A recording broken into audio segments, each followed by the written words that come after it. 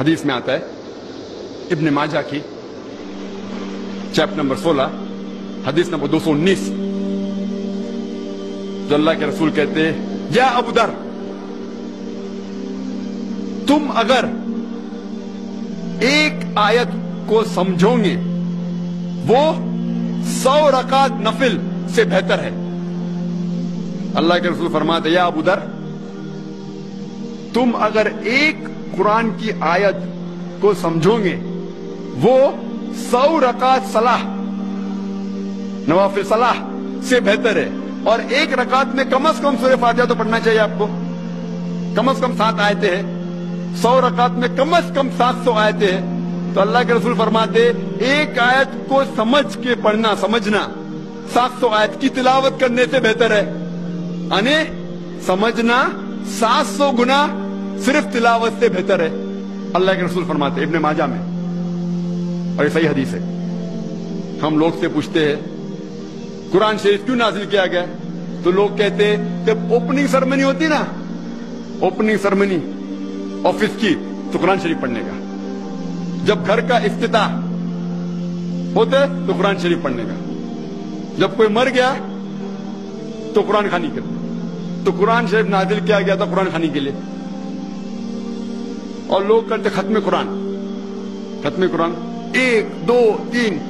ختم قرآن کے رمضان میں 3 بار 4 بار 10 بار، الحمدللہ آپ کو ثواب ملے گا، انشاءاللہ ملے گا۔ لیکن اگر آپ رمضان میں 2 بار ختم قرآن کرتے ہیں، میری یہ رائے رہے گی کہ 1 بار عربی میں پڑھو اور 1 بار ترجمہ پڑھو، وہ بہتر ہے، کم از کم سمجھ میں تو آئیں گا آپ کو۔ اور اگر آپ چاہتے ہیں کہ اوپننگ سرمنی میں قرآن خوانی ہو یا افتتاح ہو گھر کا تو قرآن خوانی ہو، کوئی مر جاتا قرآن خوانی، میں کوئی قرآن کی آیت میں صحیح حدیث میں نہیں جانتا ہوں کہ محمد صلی اللہ علیہ وسلم یا صحابہ کوئی مر جاتا تو قرآن پڑھتے تھے یا کوئی افتتاح کے لیے قرآن پڑھتے تھے۔ اگر آپ کو قرآن پڑھنے کا ہی ہے تو میں یہ کہتا ہوں کہ آپ قرآن اگر پڑھتے ہیں 100 مائل کی سپیڈ کے اوپر، 30 لوگ کو بلاتے اور 1 گھنٹے میں ختم کرتے، تو میں کہتا ہوں کہ 2 گھنٹے کے لیے بلاؤ، عربی بھی پڑھو ترجمہ بھی پڑھو، نہیں تو 30 کے بدلے 60 لوگ کو بلاؤ۔ ایک آدمی اگر 1 پارہ پڑھتا ہے تو ایک آدمی کو بولا آدھا پارہ پڑھو عربی میں اور آدھا پارہ ترجمہ پڑھو، کم از کم وہ قرآن تو پڑھنا کا حدیث میں لکھا نہیں، لیکن کم از کم اگر آپ ترجمہ پڑھیں گے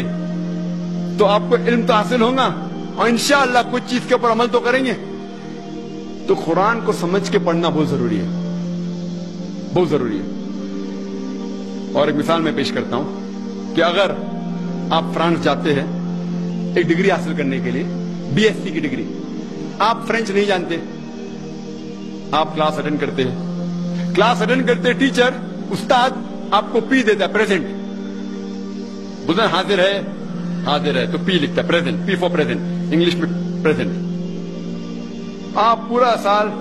پریزنٹ رہتے، پی ملتا ہے آپ کو، آپ خوش ہے۔ جب ایگزامینیشن آتا ہے تو کوشچن پیپر، سوال کا جو پیپر ہوتا ہے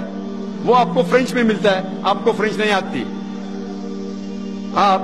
کچھ سمجھ نہیں سکتے، لیکن ایگزامینیشن میں بھی آپ کو پریزنٹ ملتا ہے، پی۔ کیا آپ جواب دے سکیں گے پیپر کا؟ آپ کچھ سوال ہی نہیں سمجھے تو جواب کیا دیں گے؟ تو یہ پی جو ہے وہ پریزنٹ کے لیے، پاس کے لیے نہیں، آپ ایگزامینیشن میں فیل ہو جائیں گے۔ تو آپ صرف قرآن شریف عربی سے پڑھیں گے، آپ کو پی ملے گا، لیکن وہ پی پاس کے لیے نہیں ہے، پریزنٹ کے لیے، موجود، حاضر۔ ہمیں غلط فہمی ہے کہ ہم پڑھیں گے تو جنت میں جائیں گے، صرف پڑھنا کافی نہیں ہے، پڑھ کے سمجھو اور قرآن مجید پہ عمل کرو تو انشاءاللہ آپ جنت میں جائیں گے۔